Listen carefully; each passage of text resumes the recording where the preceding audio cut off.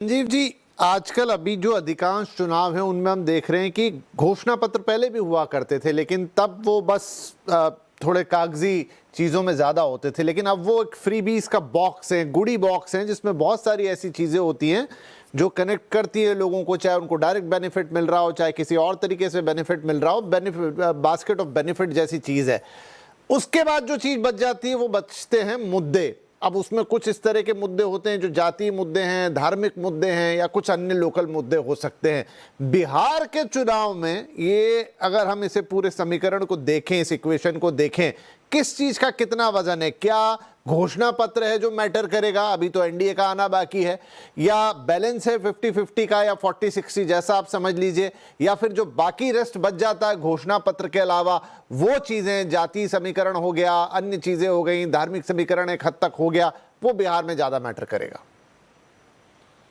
विपिन जी, से हम दो तरीके से देखते हैं। पहली बात तो ये कि जिस भी स्टेट में कोई एक सरकार है, वो सरकार यदि 20 सालों से लगातार है और उसको आखिरी वक्त में यदि 10,000 रुपया महिलाओं के खाते में पहुंचाने की जरूरत पड़ती है, या फिर पेंशन को 1100 रुपये बनाने की जरूरत पड़ती है, तो निश्चित तौर पे प्रश्न तो खड़ा होते हैं। विपक्षी पार्टियां तो हाशिए पे है पहले से ही।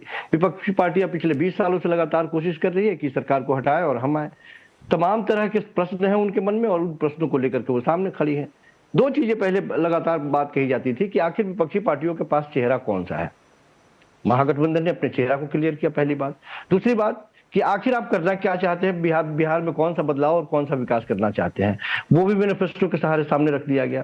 अब इसमें सवाल ये उठता है कि ये लगातार ये बात कही जा रही है कि कांग्रेस पार्टी इसमें पिछड़ती हुई दिख रही है। कांग्रेस पार्टी का जो एजेंडा था, एसआईआर जो एजेंडा था, कांग्रेस पार्टी का एजेंडा एसआईआर का केवल बिहार में नहीं था, पूरे हिंदुस्तान के लिए ये एजेंडा है। कांग्रेस पार्टी लगातार पूरे हिंदुस्तान में इस बात को लेकर के कहना चाह रही है। और तेजस्वी के चेहरे को यदि आगे करने की बात को लेकर के ये माना जाए कि कांग्रेस पार्टी हाशिए में है, तो मैं समझता हूं कि उन लोगों को याद करना चाहिए कि राहुल गांधी ने क्या कहा। राहुल गांधी ने कहा कि जिसकी जितनी संख्या भारी उसकी उतनी भागीदारी।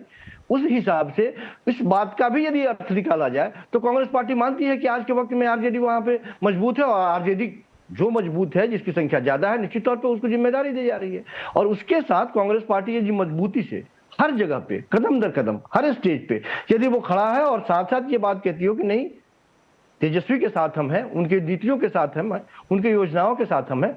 और ये जो सवाल पूछा जा रहा है कि क्या कर पाएंगे, नौकरियां दे पाएंगे, नहीं दे पाएंगे, कैसे दे पाएंगे, कहां से दे पाएंगे, ये विपक्षी पार्टियों से सवाल पूछने से ज्यादा बेहतर है कि जो सत्ता में 20 सालों से बैठा हुआ है उससे पूछा जाए कि आखिर 20 सालों में आपने ऐसा क्या नहीं किया और क्यों नहीं किया जिसकी वजह से आपको मौका दिया जाए। आप मुझे बताइए कि आपका चेहरा क्या है। मजबूरी में आपको चेहरा बताने की जरूरत पड़ जा रही है कि नीतीश जी हमारे चेहरे हैं, लेकिन सच बात यह है कि देश के गृह मंत्री जाके कह के जाते हैं कि ये बात की बात है, इस पर अभी चर्चा न की जाए। तो ये उहापोह की जो स्थिति है, मुझे लगता है कि विपक्षी पार्टियां अभी भी बड़ी मजबूती के साथ सामने दिखाई दे रही है और वो अपने एजेंडे को क्लियर करने का प्रयास कर रही है, और वो कर भी रही है। कंफ्यूजन सत्ता पक्ष में है, आखिर चेहरा कौन होगा। क्या सचमुच में नीतीश जी की आखिरी पारी है राजनीतिक तौर पे देखा जाए तो ये तमाम जिस तरह की जुगत बैठाई जा रही है, जिस तरह से भारतीय जनता पार्टी ने चक्रव्यूह रचा है कि आप कहीं के नहीं रहेंगे। भारतीय जनता पार्टी का पुराना ट्रैक रिकॉर्ड भी निकाल के देख लीजिए कि जिसके भी कांधे पर उसने हाथ रखा, धीरे धीरे उसके अस्तित्व पर संकट आने लगा और कई जगहों पर तो खत्म ही हो गया। तो ये बात साफ दिखाई दे रहा है, और ये एक तरह नीतीश कुमार जी के अपने जो वोट बैंक या वोटर हैं उनके मन में भी खलबली है, और दूसरी तरफ भारतीय जनता पार्टी के लोगों के मन में भी ये अंतर्द्वंद चल रहा है कि आखिर जब हमारी संख्या बड़ी है, हमारे विधायक ज्यादा है, हम सबसे बड़े दल के नेता के तौर पे यदि हम हैं, तो आखिर हम आगे क्यों नहीं, कब तक हम नीतीश के पीछे पीछे दौड़ते रहेंगे और पिछलग्गू बनते रहेंगे। तो ये दर्द नीतीश जी के भारतीय जनता पार्टी के वोटरों का है। तो ये इस उहापोह में विपक्षी पार्टी आज तो बिल्कुल क्लियर कॉन्सेप्ट के साथ है, सामने है कि उसके जो एजेंडे हैं, हम सरकारी नौकरी देंगे। आप मुझे बताइए कि पिछले 20 सालों में तकरीबन 29 चीनी मिलें हुआ करती थी, आज 7-8-9 के आसपास में सिमट के रह गई है। आप रोजगार नहीं दे पा रहे हैं, आपकी मजबूरी है ये, इसके बारे में कोई चर्चा नहीं कर रहे हैं। आप हॉस्पिटल को उठाकर देख लीजिए, पलायन की स्थिति यह है कि आज भी बिहारी बाहर जाकर के अन्य प्रदेशों में गाली खाने को मजबूर है। तो आप फिर 20 सालों में आपने क्या किया? आखिर ये जो युवा जाकर दूसरे स्टेट में गाली खा रहे हैं, दोयम दर्जे की जिंदगी जी रहे हैं, तो वो युवा आज सवाल पूछेंगे आपसे, और उसी सवाल को हवा देते हुए आज के वक्त में तेजस्वी है या फिर विपक्षी पार्टी के जो नेता हैं वो दिखाई दे रहे हैं। और ये मुकम्मल सवाल है कि बिहार के स्वाभिमान की बात है कि आखिर बिहार, नो डाउट सड़कें बनी हैं, बिजली पहुंचती है, पानी पहुंचाया गया है घरों तक, लेकिन क्या यही विकास का पैमाना है और इसी आधार पर विकास बिहार मुस्कुराता हुआ आपको दिखाई दे रहा है? क्या बिहार के लोगों के मन में अब कोई प्रश्न नहीं है? यदि पूर्ण विकास है 20 सालों में, तो माफ कीजिए, अब आपको ज्यादा विकास करने की जरूरत नहीं है, किसी और को भी दीजिए विकास करने की जरूरत यदि है, तो कुछ कमियां हैं तो वो भी करके दिखाए। तो लोग ये जनता सवाल, चूंकि आपने परीक्षा दिया है 20 सालों में, आपकी कॉपियां इस बार चेक की जा रही है, और ऊपर से खास ये कि एक नई पार्टी जनसुराज के तौर पर भी बीच में है, जो ट्रायंगुलर फाइट को एक नए दिशा में आप देख रहे हैं। आप लाख लोग इनकार करें, उसे दरकिनार करने का प्रयास करें, लेकिन वो भी वही सवाल पूछ रही है जो विपक्षी पार्टियां सत्ता से पूछ रही है कि आखिर आपने किया क्या। तो ये विपक्षी पार्टियों के द्वारा जो एक प्रेशर बना है वो सत्ता के चेहरे पर साफ दिखाई दे रहा है, जिसकी वजह से वो चाहे 10,000 रुपए पहुंचाने की बात हो, आने वाले दिनों में देखिए 2-3 बातें आपने कही, वो 20 साल वाली तो सवाल मैंने अभी जयरन साहब से पूछा ही था, लंबा चौड़ा उन्होंने जवाब भी दिया। आपने कहा कैलकुलेशन वाली बात, तो देखिए वो तो सवाल बनेगा, पूछेंगे, वो जो भी जैसा वादा आएगा वैसा सवाल भी जाएगा। लेकिन एक आपने कहा नीतीश कुमार जी का, तो मैं पूछ लेता हूँ नीरज जी, जब मैं शो में आ रहा था उससे पहले ही मैंने कहीं टीवी पे फ्लैश देखा कि रविशंकर जी ने कहा है, रविशंकर प्रसाद जी ने, कि कोई वैकेंसी नहीं है हमारे पास बिहार में सीएम की, और नीतीश जी ही बिहार में हमारे नेता हैं। हालांकि उन्होंने ये नहीं कहा स्पेसिफिकली कि वो सीएम पद के दावेदार हैं या कुछ भी, लेकिन ये 2 सेंटेंस मैंने चलते हुए देखे, तो इसके क्या मायने हैं? क्या नीतीश जी के ही सीएम फेस को लेकर आप जा रहे हैं? निश्चित रूप से इसमें कहीं कोई संशय नहीं है। नीतीश कुमार जी के नेतृत्व में ही हम लोग चुनाव लड़ने जा रहे हैं। सीएम फेस हमारे वही हैं और सीएम भी हमारे वही होंगे। बिहार की जनता का अटूट विश्वास और प्यार नीतीश जी के प्रति है, और नीतीश जी ही बिहार के लिए सीएम होने जा रहे हैं, इसमें कहीं कोई संशय नहीं। ये आरजेडी और कांग्रेस के लोग उस पर थोड़ा भ्रम फैलाना चाहते हैं, लेकिन अब बिहार एक बुद्ध की धरती है, महावीर की धरती है, ज्ञान की धरती है, बुद्धिहीनों की धरती नहीं है बिहार। बिहार का हर नौजवान तेजस्वी यादव की तरह 9वीं फेल नहीं है, वह बातों को जानता समझता और पॉलिटिकल रूप से बिहार अवेयर है। तो लोग समझता है क्यों इस तरह का भ्रम फैला रहे हैं। ये हर घर एक नौकरी देने के जो खोखले वादे करते हैं, ये इनकी फैंटेसी है साहब, इसके सिवा कुछ नहीं। हर एक दुनिया का इंस्टीट्यूट कह रहा है कि पॉसिबल नहीं है, और कहीं भी पूरी आबादी की 1% से अधिक को सरकारी नौकरी दी जा सकती नहीं है।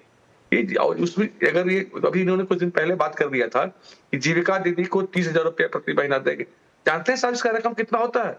बिहार का 16 साल का बजट हो जाएगा। जो आज बिहार के बजट का आकार है 3,17,000 करोड़ रुपया, इसका 16 गुना उतना पैसा लग जाएगा उसको पूरा करने में। कुछ भी बोल जाते हैं, दरअसल को कोई ज्ञान नहीं है, ना पॉलिटिकल ज्ञान है, ना कोई कैलकुलेशन समझते हैं। जो मर्जी आया सलाहकारों ने जो सलाह दिया बोल जाते हैं, अपना कुछ इनको पता चलता नहीं है, और इसलिए बोल के फंसते हैं और खुद हंसी के पात्र बनते हैं। तो इनकी इन बयानों में बस खोखले दावे हैं साहब, झूठ का पुलिंदा है। तो एक चीज हो गई, आपने क्लियर कहा कि नीतीश जी ही आपके सीएम फेस हैं और उन्हीं के फेस पर चुनाव लड़ना है, और अगर आप सत्ता में आते हैं तो नीतीश जी मुख्यमंत्री होते हैं। ये बात यहाँ पर साफ हो गई, और ये बड़ी बड़ी बात है, तो हेडलाइन वाली बात है आप जो कह रहे हैं। और महिमा जी, जो कैलकुलेशन की बात है वो आ रही है, अब आ रही है तो उसका जवाब भी बनेगा। अभी यहाँ पर नीरज जी ने भी कैलकुलेशन किया, मेरे पास एक मोटा फिगर है, मैं उसमें और जोड़ देता हूँ कि 3 लाख करोड़ के आसपास की बजट है, लेकिन इसमें दुगना या 2.5 गुना ज्यादा खर्चा आएगा बजट जितना बिहार का आज के पास है। तो कोई डेफिनेटली प्लान बनाया होगा, कोई तरीका किया होगा। आप ये कहें कि इनसे सवाल पूछें कि इन्होंने क्या किया, लेकिन आपकी भी तो कोई कैलकुलेशन रही होगी इसके पीछे। मैं आपके सवाल का उत्तर जरूर दूंगी, लेकिन मैं बहुत देर से हाथ खड़ा कर रही थी। जब भाजपा के प्रवक्ता बोले, जब जदयू के प्रवक्ता बोले, तो पहले मैं वो बातें बोल दूं। देखिए, अभी भाजपा के प्रवक्ता ने अभी जो बात बोली ना, हंसी के पात्र वाली, हंसी के पात्र से मुझे प्रधानमंत्री नरेंद्र मोदी का वो वाला भाषण याद आ गया, जिसमें उन्होंने दरभंगा में एम्स बनाने का दावा कर डाला, और उसके बाद लोगों ने वहां से मीम्स बनाने शुरू कर दिए कि यहाँ एम्स नहीं, यहाँ तो मीम्स बन रहे हैं, यहाँ खाली जमीन पड़ी हुई है। तो हंसी का पात्र तो भाजपा और प्रधानमंत्री नरेंद्र मोदी जो है चीफ कॉमेडियन है भाजपा के उस मामले में। आपको लगता है जमीनी हकीकत नहीं मालूम है? उसमें देखिए, अभी पहली बार बोलते हुए भाजपा के प्रवक्ता ने एक और बड़ी हास्यास्पद बात बोली थी कि भाई कॉपी करते हैं।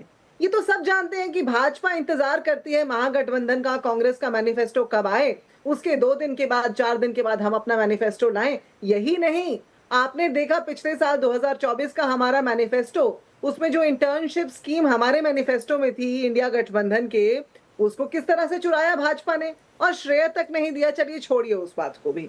अब देखिए बात नीतीश कुमार के नाम पे जब आती है विपिन जी, तो फिर से बड़ा हम लोगों को बड़ा हास्यास्पद लगता है, क्योंकि एकनाथ शिंदे वाला किस्सा बहुत पुराना नहीं हुआ ना, सब जानते हैं महाराष्ट्र में क्या हुआ है। और उसको भी छोड़िए, अभी आप बिहार में देख लीजिए, अमित शाह एक ही सांस में पहले बोलेंगे कि विधायक दल तय करेगा, उसके बाद यहाँ आकर उनके प्रवक्ता बोलेंगे कि भाई नीतीश कुमार होंगे। अमित शाह एक ही सांस में पहले मंच से बोलेंगे एनडीए की सरकार। आप उनका अभी जो गत 2-4 दिनों में ही भाषण है उनको ध्यान से सुनिए, मैंने बड़े ध्यान से सुना। वो एक सांस में बोलेंगे एनडीए की सरकार, और फिर कुछ ही क्षणों बाद बोलेंगे भाजपा की जब सरकार बन जाएगी, भाजपा की जब सरकार बन जाएगी। तो ये जो पीठ में छुरा घोंपने वाला चरित्र भाजपा का है अपने संगियों साथियों के, इसको तो सब भाजपा का जानते हैं। चरित्र महागठबंधन धर्म निभाने का रहा है, पीठ में छुरा भोंकने का चरित्र कांग्रेस का रहा है। पर हैं तो 20 साल से तो नीतीश ही मुख्यमंत्री हैं। देखिए ना कितने बौखला गए, ये देखिए कितने बौखला गए भाजपा के प्रवक्ता, जाहिर है। नहीं, और इसी गठबंधन की राजनीति की शुरुआत भी नहीं, पर हिंदुस्तान में महिमा हम जी लोगों ने की थी। अगर बिहार की बात है तो 20 साल से तो नीतीश हैं, मुख्यमंत्री हैं, वही हैं। विपिन जी, अगर हस्तक्षेप वाली चर्चा आपको करनी है तो अगली बार से मैं भी वही किया करूंगी। मैंने पूरा समय अपने अवसर का इंतजार किया, लेकिन अब भाजपा के प्रवक्ता इतना भी अनुशासन नहीं दिखा सकते। ये ही चरित्र है भाजपा का। अब आप सुनिए, 20 साल से नीतीश कुमार मुख्यमंत्री हैं, लेकिन ये तो सबको दिखाई दे रहा है ना। क्यों नहीं अमित शाह एक बार भी बोल पाए? यहाँ भाजपा के प्रवक्ता बोल सकते हैं, तो अमित शाह क्यों नहीं बोल सकते जब प्रेस सवाल करती है तो, कि भाई हाँ वही होंगे। प्रधानमंत्री तो प्रेस को सवाल करने का मौका ही नहीं देते, लेकिन अमित शाह से तो चलो सवाल कर लिया, वो तो बोल देते ना। उन्होंने बोला विधायक दल तय कर लेगा, ये तय कर लेगा, और नीतीश कुमार तो माननीय चुनाव ही गृह नहीं मंत्री लड़ने जी ने जाते। बड़ा स्पष्ट कहा है कि नीतीश कुमार जी के नेतृत्व में चुनाव लड़ेंगे, और इसका आशय बड़ा स्पष्ट है। अब जिसकी रही भावना जैसी प्रभु मुहूर्त देख रही तिल तैसी, आप उसका मीनिंग वो निकालना चाहते हैं, ये अलग विषय है। अच्छा, नीरज जी नीरज जी, क्योंकि हम लोग यहाँ पर एक वाला ही, मतलब उस तरीके से बहुत ज्यादा टोका टाकी नहीं करते। बोलने दीजिए उनको। हाँ, कंप्लीट करिए मैम। भाजपा के प्रवक्ता प्रश्न और उत्तर दोनों खुद ही देना चाहते हैं, क्योंकि मन की बात में विश्वास रखते हैं ना, संवाद में नहीं रखते। अब आगे सुनिए, आपने कीमत की बात पूछी थी कि कितना बनता है ये, इसका आप अनुमान लगा रहे हैं। मैंने आपसे शुरुआत में ही कहा, डायरेक्ट बेनिफिट ट्रांसफर जो किया जा रहा है उसी का अनुमान 7 खरब बनता है। मात्र जो ये 10,000 रुपए का वायदा इन्होंने किया है महिलाओं से, सिर्फ उसका अनुमान 7 खरब बनता है। पहले उसका जवाब भाजपा से अभी ले लीजिए, उसके बाद में अपने मैनिफेस्टो का जवाब आपको दे दूंगी। 7 खरब का कैलकुलेशन तो खैर देखना पड़ेगा, क्योंकि ये बहुत बड़ी रकम है 7 खरब की। हाँ ठीक है, वो जवाब वो देंगे। मैं सिर्फ थोड़ा कैलकुलेशन पे जा रहा था, क्योंकि 7 खरब का कैलकुलेशन देखना होगा। मैं आपको दिखा देती हूँ। आप देखिए, बिजनेस स्टैंडर्ड की रिपोर्ट है, मैं नहीं बोल रही, बिजनेस स्टैंडर्ड की रिपोर्ट है। इसी प्रकार से तमाम जितने भी आप देखेंगे कि जो भी लोग पत्रकारिता कर रहे हैं और निष्पक्ष पत्रकारिता कर रहे हैं, वो सभी लोग इस बात पर बात कर रहे हैं।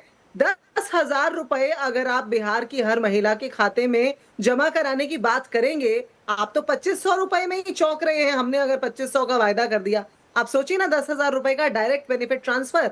लगा लीजिए अनुमान, बिहार में कितनी महिलाएं हैं, 7 खरब का आंकड़ा निकल के आता है। और अभी इनका घोषणा कैसे आ जाएगा मैडम, कैसे कैलकुलेशन कर रहे हैं आप? हाँ, ठीक है, चलिए नीरज जी बैठे ही हैं, पूछ लेते हैं उनसे। ठीक है, देखिए मैडम के, अब जरा सुन लीजिए मैडम, थोड़ा ज्ञानवर्धन कर लीजिए। कैलकुलेशन में आपकी गलती है, चाहे पढ़ने में आपने गलती कर दी। एक आरोप हम पर लगता है कि जो हम लोग इतनी घोषणाएं किए हैं, चाहे महिलाओं को पैसे दे, सुन लीजिए मैडम, चाहे महिलाओं को पैसे देने की बात हो, इंफ्रास्ट्रक्चर के क्षेत्र की बात हो, कोई बात हो, तो वह आकार होता है 7.5 लाख करोड़ का। तो अब ये पैसा कहाँ से आएगा, इसका हमारे वित्त मंत्री ने बड़ा पुख्ता इंतजाम कर रखा है मैडम। तो मैं आपकी जानकारी बढ़ा दूं, हम पीपीपी मोड पर बिहार में काम करने जा रहे हैं। यहाँ उद्योगपति पैसे का निवेश कर रहे हैं, वो सड़कें बना रहे हैं, और उससे बिहार सरकार अब कमाई करने जा रही है। और जैसे अन्य विकसित राज्य या अन्य विकसित देश जिस तरह से पीपीपी मॉडल में काम कर रहे हैं, हम वैसे काम करने जा, हमारे पास पूरी कंप्लीट प्लानिंग है इसकी।